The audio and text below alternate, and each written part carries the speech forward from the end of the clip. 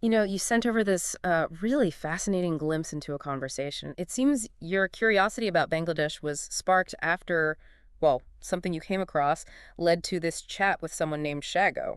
Yeah. And it really gave us thinking, beyond maybe some quick headlines, how much do we actually understand about this South Asian nation? Right. Probably not as much as we think. So that's kind of our focus today. We want to explore the most interesting, the most informative bits from this conversation you shared, sort of offer you a shortcut to becoming, well, surprisingly well-informed about Bangladesh, all through this quite personal lens. And what's immediately compelling, I think, is the nature of our source. Yeah. It's not some formal report, is it? It's Chago's firsthand perspective. Yeah, exactly. And that offers a richness, a kind of nuance that often gets missed in, standard news coverage. Those little lived-in details, cultural insights, they really bring a place to life. Okay, so let's dive in then. Shago starts by sort of setting the scene geographically for John and, well, for all of us listening. Bangladesh is in South Asia, mostly bordered by India, with the Bay of Bengal down south. Mhm. But almost straight away, the conversation turns to something pretty remarkable, the Sundarbans. Absolutely. And the Sundarbans aren't just, any old forest. They're the world's largest mangrove ecosystem. And they've got that prestigious UNESCO World Heritage Site designation, too. Which means it's globally significant, right? Exactly. It signifies its exceptional universal value and a real commitment to preserving it. What's particularly striking is the unique biodiversity it holds, this sort of fascinating mix of land and marine environments. And it's not just like a bunch of trees, is it? This is home to the legendary Royal Bengal tiger, Yeah. saltwater crocodiles, which, gotta admit, sound a bit intimidating, different kinds of deer, and just an amazing number of bird It species. really is. For anyone interested in nature, it sounds like an absolute treasure trove. Precisely. It really highlights the incredible natural beauty Bangladesh has, which maybe isn't always the first thing people think about with the country. Big point. And this one geographical feature, it also plays a huge role in protecting the coast from cyclones, which ties in later when we talk about climate change concerns. Ah, okay.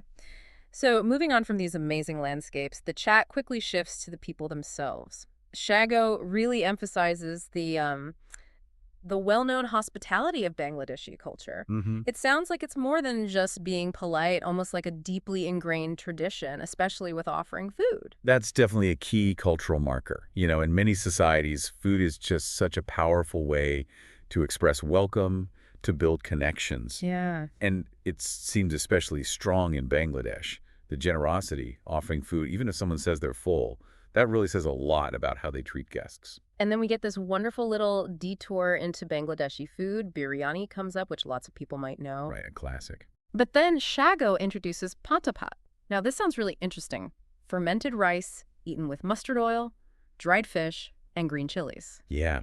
What's fascinating there is this sort of ingenuity behind it. Fermentation is such an age-old way to preserve food, right? True. And the combination of flavors is really distinctive. Hmm. Imagine the soft, maybe slightly tangy rice against the sharp mustard oil, the intense umami from the dried fish, and then that fresh heat from the green chilies. It Wow. really tells a story of local ingredients, culinary heritage, and the fact that it's a staple during Pohela Boishak Mm. that gives it another layer of cultural meaning. Right. Pohela Boishak, the Bengali New Year, celebrated around April 14th. It sounds like a real spectacle, full of joy and tradition, traditional clothes, folk music, and these colorful rallies. Like, Wow. you can almost picture the energy. Oh, definitely. Festivals like Pohela Boishak are so vital. They aren't just about marking a date on the calendar. They're about celebrating cultural identity, strengthening community bonds, showcasing traditions they cherish. Like the masks and costumes. Yeah, think of the colorful rallies, people wearing traditional masks, bright clothing,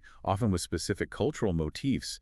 It's a really powerful visual display of their heritage. It gives you a real window into the heart of Bengali culture. And it's not just this one festival that brings people together, right? Shaga also mentions the big religious festivals, Eid al-Fitr and Eid al-Adha for the Muslim majority, Mhm. and Durga Puja, which is widely celebrated by the Hindu community. That really highlights a kind of diverse, inclusive spirit in their celebrations. Exactly. Including these different religious festivals really underscores the social fabric of Bangladesh. You see significant occasions being celebrated across different faiths. It points to a strong sense of national unity, alongside that religious diversity, people coming together. Okay, so now the conversation shifts towards an area that, well, often comes up when discussing developing nations, the economy. But it's insightful hearing Shago's perspective, highlighting the garment industry as a primary engine, Yeah, a huge driver. positioning Bangladesh as a major global exporter of ready-made clothing. The impact of the garment industry on Bangladesh's economy, it's just been immense. It's provided jobs for millions, that a massive source of foreign currency. Right. And if you connect this to the bigger picture, it shows how a country can leverage its resources, its workforce, to really participate in the global market. Mm. And importantly, this sector has also really pushed things forward, like increasing female participation in the workforce significantly.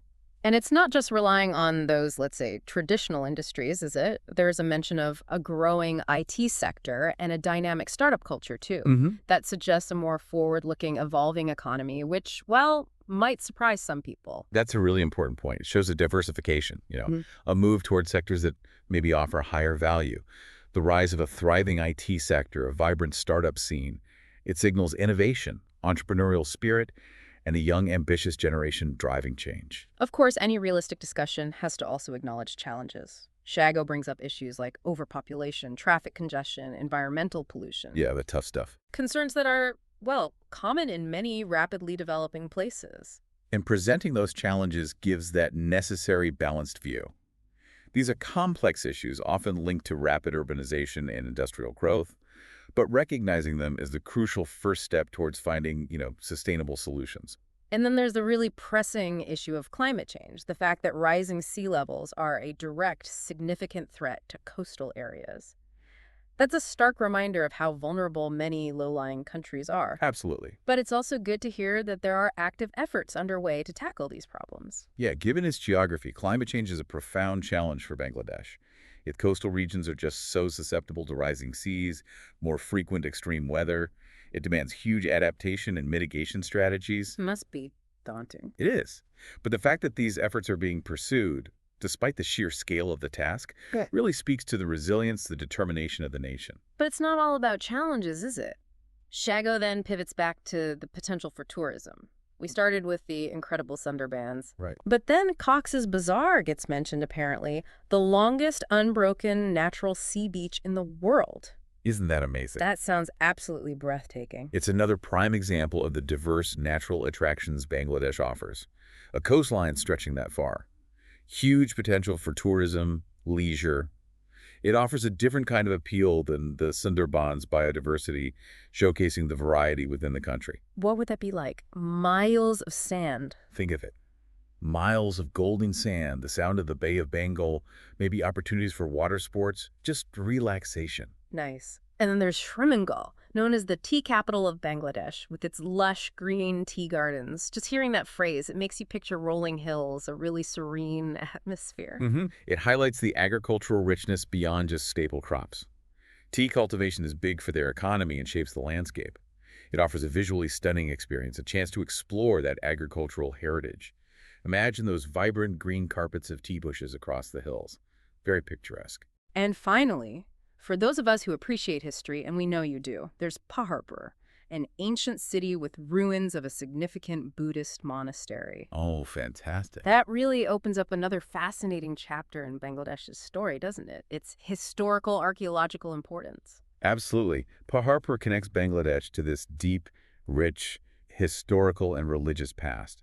These archaeological sites are just invaluable for understanding the region's heritage, its place in broader history. It adds yet another layer to the country's appeal, especially for travelers interested in culture and history. So as we sort of wrap up this deep dive, drawing from that conversation you shared, it's really remarkable just how much there is to Bangladesh that maybe we don't immediately realize.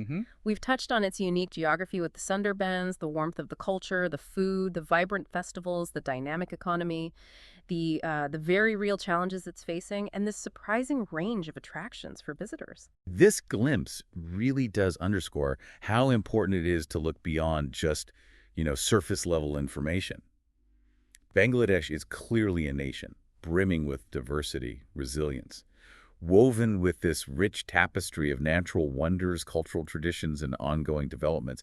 It really challenges any simple ideas one might have. It certainly does. Makes you think about your own preconceptions about that part of the world, doesn't it? Definitely. Perhaps it's time to, I don't know, delve a little deeper into some of these places and festivals Shago mentioned. Maybe explore the history of Paharpur or learn more about that delicate Sundarbans ecosystem. Yeah, there's clearly a much bigger picture to discover beyond the headlines.